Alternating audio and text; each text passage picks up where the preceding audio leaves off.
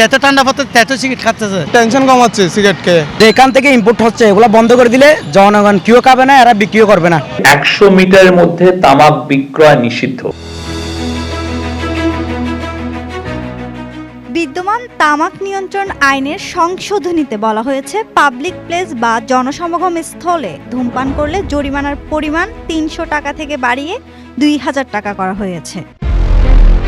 শুধু তাই নয়, 18 বছরের কম বয়সীদের কাছে তামাকজাত পণ্য বিক্রি করলে 5000 টাকা জরিমানা এবং লাইসেন্স বাতিলের বিধানও রাখা হয়েছে এই আইনে।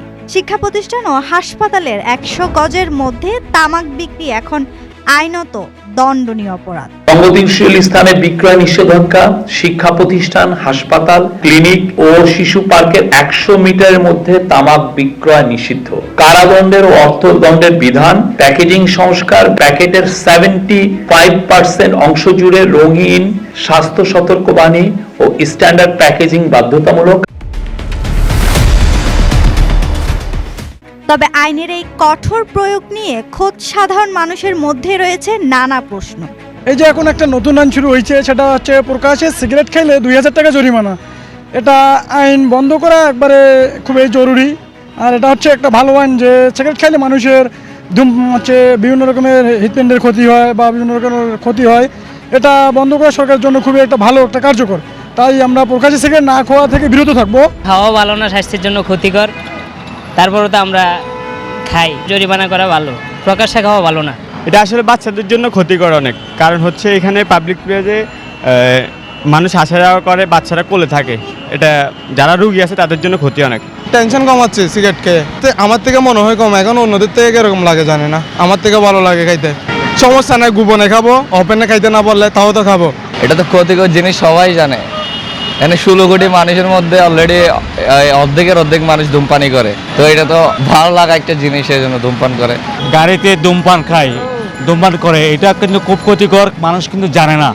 এটা হলো পথে গাড়ি যেখানে যায়, রাস্তাঘাটে যদি সরকার যদি চার্জ জরিমানা আওতায় আনে, তাহলে এটার জন্য সবার সচেতনতা বৃদ্ধি পাবে এবং এটার জন্য মানুষের স্বাস্থ্যের ঝুঁকি কমে যাবে। তাদের দাবি, তামাকের বিশাল উৎপাদন ও আমদানির উৎস সচল রেখে কেবল খুচরা পর্যায়ে জরিমানা করেই এটি বন্ধ করা সম্ভব নয়। ও অতিরিক্ত সিগারেট খাচ্ছে। কালকে নিয়েছিলাম 64 প্যাকেট, আজকে নিয়েছি 105 প্যাকেট। অনেক সিগারেট খাচ্ছে, যত ঠান্ডা পড়তে তত সিগারেট খাচ্ছে। এই সরকার তো বন্ধ করতে হবে, আমরা বন্ধ করতে পারবো না। জনসম্মুখে সিগারেট না খাওয়াই বেটার, এবং এটা আরও প্রচারণা চালাতে হবে যাতে এই পরিবেশটা সঠিকভাবে নিয়ন্ত্রিত হয়। সরকার থেকে উদ্যোগ নিতে হবে, প্রশাসন টহল দিবে, প্রকাশ্যে জনসম্মুখে ধূমপান করলে জরিমানা করবে। এইরকম পাবলিক প্লেসে যদি জরিমানা করে তাহলে মানুষ অ্যালার্ট হয়ে যাবে। যারা খাচ্ছে তারা না, যারা বিক্রি করছে তারা না, যাদের মানে মানসিক টেনশন বা নেশা, তারা সিগারেট খাচ্ছে এবং তারা বিক্রি করছে জীবিকার তাগিদে।